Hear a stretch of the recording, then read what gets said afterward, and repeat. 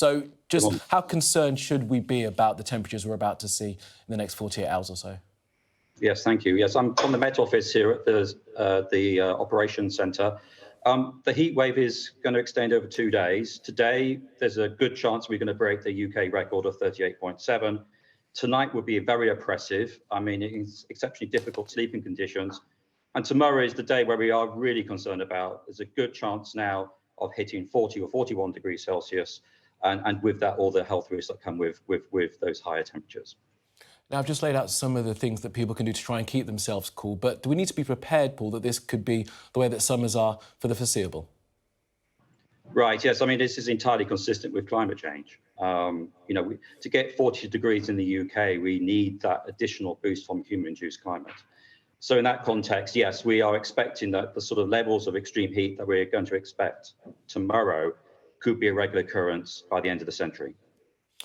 And the temperatures we're seeing over the next couple of days, Paul, I mean, we will have seen the stats showing how the temperatures were going to rise. Are scientists, meteorologists surprised at how quickly we've reached these 40-degree days? Well, I've been a meteorologist for about 30 years, and I've never seen the charts that I've seen today. And the speed at which we are seeing these exceptionally high temperatures is broadly in line with what we were saying. But to be honest, as a meteorologist, to see the brutality of the heat that we're expecting tomorrow is quite astounding. And it does worry me a lot, and my colleagues here in the Met Office, that this sort of unprecedented heat could be a regular occurrence by the end of the century. And what will that mean for our everyday lives, Paul? Well, we have to adapt and be resilient to the changes coming ahead of us. And also just the obvious things about trying to reduce the impact of climate change.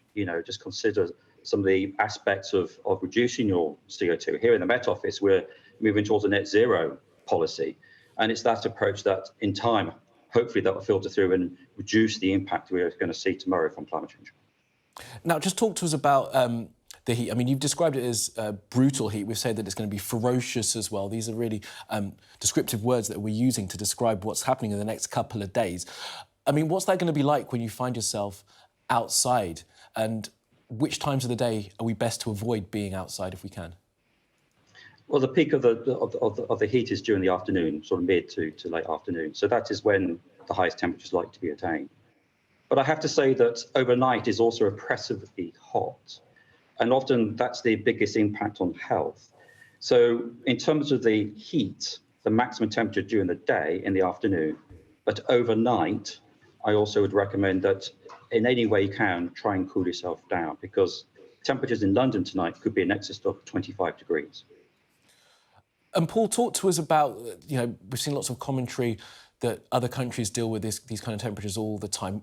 Why is it quite so difficult, apart from the fact that we're not prepared for those kind of temperatures here in the UK? Talk to us about the strength of the sun at the hottest times of the day and how dangerous that can be. Right, talking to my colleagues in Spain, Portugal and France over the weekend, I mean, they've described this heat as exceptional too. And they've seen and observed amazing temperatures and like I say, the brutality of that impact. In terms of the UK, the heat which has been affecting Spain, Portugal and France is drifting towards us. So it's the activity of that plume and also us generating our own heat that's causing the particular problems for tomorrow. And are we likely to see another plume, another wave of heat later on in the summer? Because, of course, it's only July. Right. I mean, we can't rule it out. When we look to the future in terms of the next week forecast, there is an easing of the temperatures. In fact, the temperatures start to ease back to what we describe as slightly above normal from about Wednesday onwards. But as we move into August, you just can't rule out another plume, as we're going to see the next couple of days, as we run into August. It's because in the continental Europe, the heat is likely to be sustainable and pretty intense as well through the course of that month. And that goes to the point about if you are traveling to the Mediterranean and you're traveling to the continent, it's worth keeping an eye on the forecast because the temperatures overseas are also equally very extreme and hot.